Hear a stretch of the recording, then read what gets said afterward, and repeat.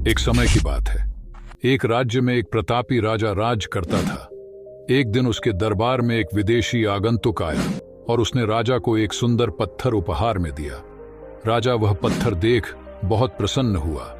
उसने उस पत्थर से भगवान विष्णु की प्रतिमा का निर्माण कर उसे राज्य के मंदिर में स्थापित करने का निर्णय लिया और प्रतिमा निर्माण का कार्य राज्य के महामंत्री को सौंप दिया। महामंत्री गांव के सर्वश्रेष्ठ मूर्तिकार के पास गया और उसे वह पत्थर देते हुए बोला, महाराज, मंदिर में भगवान विष्णु की प्रतिमा स्थापित करना चाहते हैं।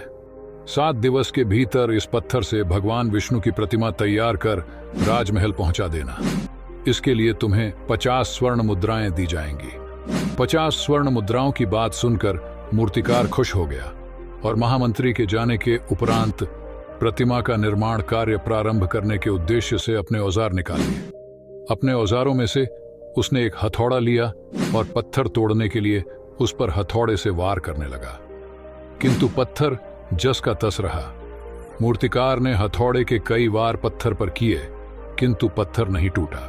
50 बार प्रयास करने के उपरांत मूर्तिकार ने अंतिम बार प्रयास करने के उद्देश्य से हथौड़ा उठाया, किंतु यह सोचकर हथौड़े पर प्रहार करने के पूर्व ही उसने हाथ खींच लिया कि जब 50 बार वार करने से पत्थर नहीं टूटा तो अब क्या टूटेगा। वह पत्थर लेकर वापस महामंत्री के पास गया और उसे यह कह वापस कर आया कि इस पत्थर को तोड़ना नामुमकिन है, इसलिए इससे भगवान विष्णु की प्रतिमा नहीं बन सकती। महामंत्री को राजा का आदेश हर स्थिति में पूर्ण करना था, इसलिए उसने भगवान विष्णु की प्रतिमा निर्मित करने का कार्य गांव के एक साधारण से मूर्तिकार को सौंप दिया। पत्थर लेकर मूर्तिकार ने महामंत्री के सामने ही उस पर हथौड़े से प्रहार किया और वह पत्थर एक बार में ही टूट गया।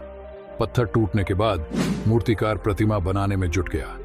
इधर महामंत्री सोचने लगा कि काश पहले मूर्तिकार ने एक अंतिम प्रयास और किया होता तो सफल हो गया होता और 50 स्वर्ण मुद्राओं का हकदार बनता। सीख मित्रों, हम भी अपने जीवन में ऐसी परिस्थितियों से दो चार होते रहते हैं।